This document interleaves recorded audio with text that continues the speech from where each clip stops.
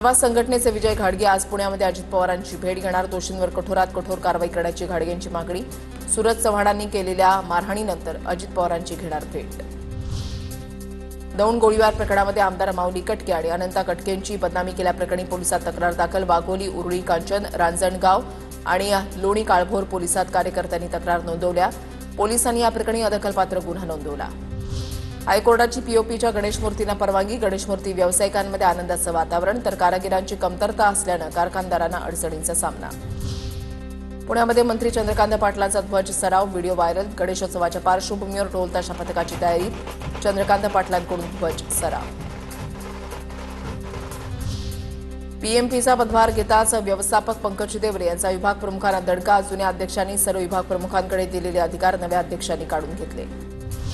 Pune railway विभागामधून मोठ्या प्रमाणावर साखरेची आसामला निर्यात। अनेक वस्तूंच्या निर्यातीमुळे पुणे रेल्वे विभागाला 540 कोटी रुपयांचा महसूल।